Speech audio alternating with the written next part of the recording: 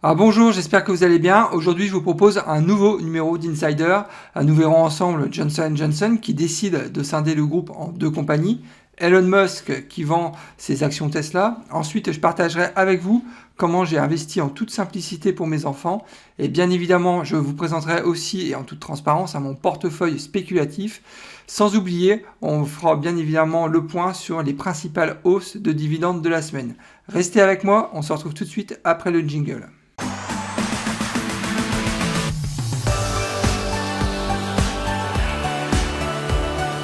Alors pour ceux qui ne me connaissent pas encore, je me présente, Nicolas de la chaîne Mister Dividende. Mon objectif financier est de construire un revenu passif stable et sécurisé en investissant en bourse. Je partage avec vous et en toute transparence mes analyses boursières. Je publie en règle générale 2 à 3 vidéos par semaine, donc il ne faut pas hésiter, inscrivez-vous, c'est entièrement gratuit. Je rappelle que mes épisodes sont disponibles en podcast et c'est nouveau, vous pouvez aussi rejoindre la communauté sur Discord, le lien est dans la description de la vidéo. Avant de démarrer, n'oubliez pas de liker ma vidéo, c'est toujours très important pour soutenir la chaîne. Je tenais à vous informer que je ne suis pas un conseiller financier, qu'il est important de faire ses propres recherches avant d'investir en bourse. Ne foncez pas tête baissée sans savoir dans quoi vous investissez. Gardez toujours votre esprit critique, c'est vraiment le meilleur moyen de faire de l'argent en bourse. Comme d'habitude, on va commencer par un point marché, à savoir que la meilleure performance de la semaine est attribuée de nouveau au CAC 40 qui prend 0,72%. Il faut savoir que les marchés américains et même japonais sont dans le rouge cette semaine, donc c'est vraiment pas terrible pour les investisseurs comme moi. Moi, je suis principalement exposé au marché américain. Donc il faut quand même de nouveau saluer la performance des sociétés françaises, puisque cette année, le CAC 40 a pris quand même un peu plus de 27%, alors que le S&P 500 a pris que 24%. Le Dow Jones, enfin quand je dis que, c'est déjà pas mal, le Dow Jones a pris presque 18% et le Nasdaq que 23%. Donc bravo, bravo de nouveau. Donc, le CAC 40 qui reste en pole position pour, à mon avis, faire la meilleure performance de l'année 2021. À Johnson & Johnson qui décide de scinder le groupe en deux compagnies. Alors il faut savoir que le spin-off est théoriquement prévu début 2023, mais on n'a pas encore la date précise. Je rappelle qu'actuellement dans le groupe, il y a deux divisions, la division grand public qui représente 16% du chiffre d'affaires et la division médicaments, appareils et vaccins. Et c'est ces deux divisions en fait qui vont se scinder en deux, et demain donc ça sera deux sociétés qui seront cotées en bourse. Alors pourquoi cette décision? En fait, c'est Joaquin Duato qui l'explique. Joaquin Duato, c'est le futur CEO du groupe, qui déclare que cela va permettre une meilleure allocation des ressources afin de doper la croissance et de dégager une valeur plus importante. Alors, moi, je suis très, très agréablement surpris par cette nouvelle. Je ne m'y attendais pas du tout. C'est vraiment une excellente nouvelle, puisque je vous rappelle, les spin-offs, d'une manière générale, ça, c'est de la création de valeur, en fait, pour les actionnaires, puisqu'on va recevoir gratuitement, en fait, des actions de la future entité division grand public. Et en plus, si par ailleurs elle distribue un dividende, donc ça serait vraiment excellent. Il faut savoir que la division médicaments, appareils et vaccins apparemment ne toucherait pas, ne réduirait pas son dividende, mais bon, ça demande à être confirmé. Donc quand je vous dis que c'est la création de valeur, c'est vraiment la création de valeur pour les actionnaires, et ça c'est vraiment super, une super nouvelle. Donc bien évidemment, je conserve mes titres suite à cette décision. Je vais peut-être même me renforcer si le cours du titre n'augmente pas trop. Et je vous rappelle que Johnson & Johnson est dans mon portefeuille conservateur. Alors ensuite, on a Elon Musk qui vend pour 5 milliards d'actions Tesla. Alors apparemment, c'est suite à un sondage sur Twitter. Donc il a posé la question à ses followers pour savoir s'il devait vendre ses 4 millions d'actions Tesla. Alors bien évidemment, le sondage a donné raison pour la vente de ces actions. Il faut savoir qu'en fait, il y avait un plan commercial qui était préétabli, qui impliquait en fait que Musk devait vendre des actions Tesla courant du 4e trimestre. Il est très fort, ce mec, donc quand je vois ça. Donc suite à ces ventes, forcément, plongeon du titre, moins 16% en une semaine. Donc on le voit sur le graphe. Donc là, il y a vraiment une belle correction actuellement. Et moi, j'ai bien envie de me positionner pour mon portefeuille spéculatif. Si le titre descend à $950, je pense que je me positionnerai. Puisque là, évidemment, c'est vraiment spéculatif. On est sur un PER de 170. la croissance qui est extraordinaire sur 3 ans, puisqu'on est à 1417% sur 3 ans.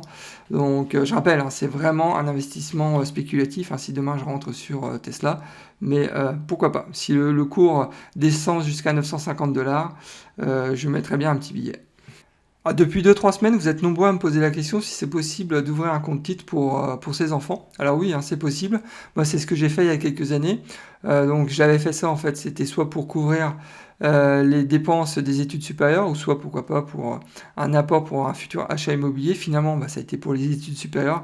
Croyez-moi, ça coûte très très cher. Donc heureusement qu'on avait investi donc il y a quelques années, puisque maintenant ça nous permet en fait de piocher dedans et éviter en fait le fameux prêt étudiant. Alors un seul conseil que je peux vous donner, c'est il faut investir le plus tôt possible, puisque comme vous le savez, le temps est vraiment le meilleur allié de l'investisseur.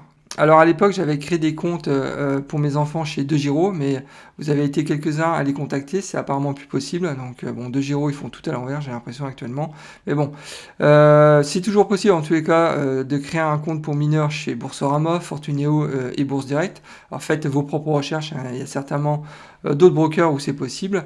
Moi, ce que j'ai fait, c'est je voulais pas me prendre la tête, donc j'ai privilégié plutôt la gestion passive des portefeuilles des enfants. Donc pourquoi? Tout simplement parce que j'avais pas le temps en fait de gérer à la fois mes investissements, les investissements des enfants, mon travail, la famille. Donc il y a un moment ça fait beaucoup. Donc je pense que c'est vraiment la gestion passive. Donc l'ETF c'est vraiment un bon moyen d'investir pour les portefeuilles des enfants. Alors, comme d'habitude et en toute transparence, je vous donne les 2 indices dans lesquels j'avais investi pour mes enfants. Donc le premier indice, c'est le Nasdaq 100 qui régulièrement surperforme le S&P 500. Le deuxième indice, c'est le S&P 500. Donc là, je vous ai mis 2 ETF qui me semblent très bien. Moi, j'ai investi dedans, donc je suis vraiment très, très content. Donc le premier ETF, c'est Invesco, je ne sais pas comment on dit, EQQQ Nasdaq 100. Le deuxième, c'est le SPDR S&P 500. Donc il faut savoir qu'en termes de performance, c'est plutôt pas mal, puisque sur un an, le Nasdaq 100 a pris 34%, alors que le S&P 500 a pris 32%. Imaginez, sur un an, c'est quand même mieux qu'un Codevi. Sur 10 ans, donc regardez les performances, le Nasdaq 100 a pris 577% sur 10 ans, le S&P 500 a pris 349%. Ça veut dire quoi? Ça veut dire que si demain vous investissez 1000 $, admettons, ou 1000 euros, dans le Nasdaq 100, il fait x5 en 10 ans. Donc vous aurez quand même 5000 $ ou 5000 euros dans 10 ans, donc c'est plutôt pas mal. Donc le S&P 500, quant à lui, a fait un x3, même un peu plus. Donc voilà, c'est je pense deux indices dans lesquels vous pouvez investir. Faites aussi bien évidemment vos propres recherches, mais en tous les cas, moi ça a porté ses fruits et ça permet de couvrir une grande partie des dépenses pour les études des enfants. Sur ma chaîne Mister Dividende, je vous montre comment j'ai réussi à gagner 300 $ par mois de revenus passifs grâce à mon portefeuille d'actions à dividendes croissants. Alors n'attendez pas, abonnez-vous, c'est entièrement gratuit et bien évidemment si le contenu de la vidéo vous plaît, vous pouvez aussi liker la vidéo. Passons maintenant à l'allocation de mon portefeuille. Je vous rappelle que je vous avais présenté il y a 3 semaines donc le portefeuille retraite.